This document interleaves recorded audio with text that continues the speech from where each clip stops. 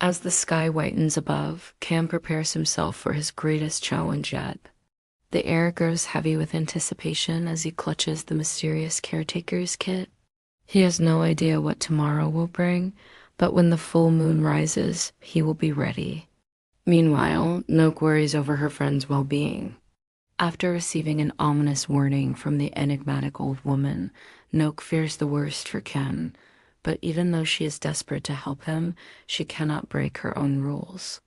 She can only use her powers during the day, so she resolves to stand by and watch over him from afar. Suddenly, Khan stops in his tracks. His senses have picked up a faint sound echoing around him, like the distant beat of a drum. The closer the moon comes to zenith, the louder it grows. Unable to resist its beckoning, he follows the sound all the way to the base of the white stupa. Then something magical happens. A silvery mist begins seeping out from between the stones. At first it flows slowly, but then faster and faster until it forms into a shimmering rope reaching towards the moon. With a gentle tugging motion, the mist seems to invite him to climb aboard. Overwhelmed with curiosity, Kim can't help but wonder where this ethereal rope might lead. So he reaches out, takes hold, and lets himself be pulled upwards. The moment his fingers touch the rope, it vanishes beneath him, leaving him suspended in midair. And before long, he finds himself at the top of the white stupa, standing in front of a door that was not there before. It beckons him forward with an irresistible pull. Khan hesitates for only a second, then pushes it open and steps inside. He finds himself in a vast, empty chamber illuminated by the moonlight streaming through a hole in the ceiling. As his eyes adjust to the gloom, he notices strange symbols carved into the walls. Suddenly, his gaze falls upon something in the center of the room. He walks over and sees a huge drum resting against the far wall. Carved in the shape of a full moon, it looks like nothing he has ever seen before.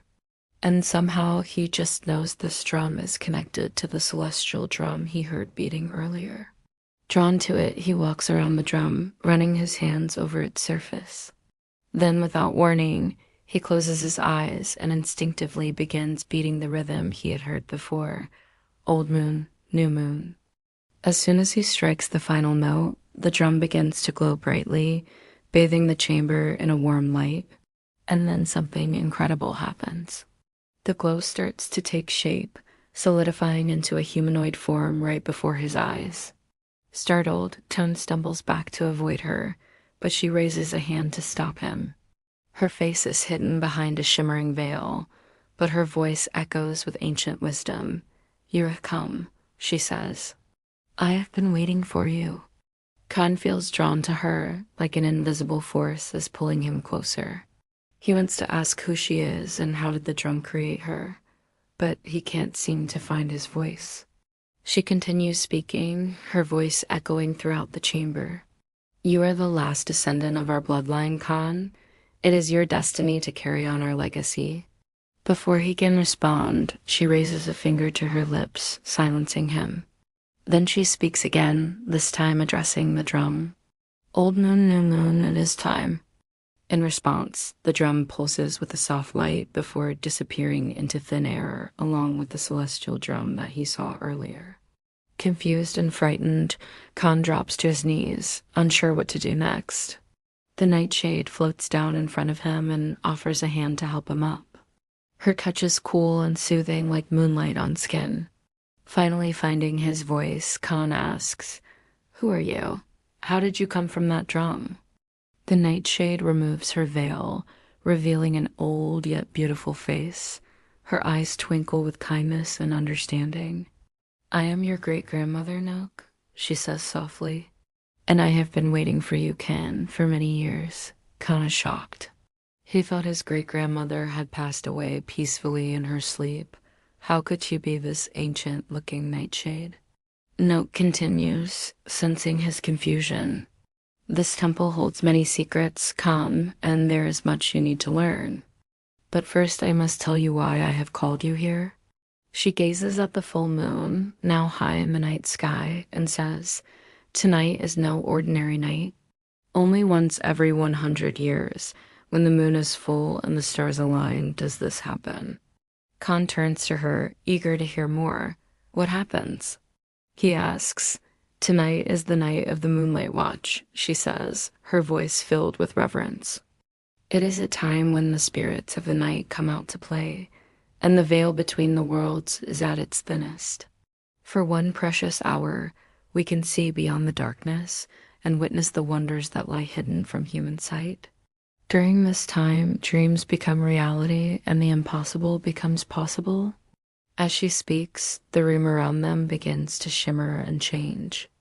The walls dissolve into mist, revealing a breathtaking view of the night sky, filled with swirling galaxies and sparkling constellations. Khan gasps in awe.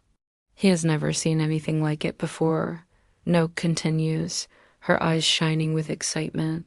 It is a rare gift to witness the Moonlight Watch, Khan, but you are very fortunate to experience it with me.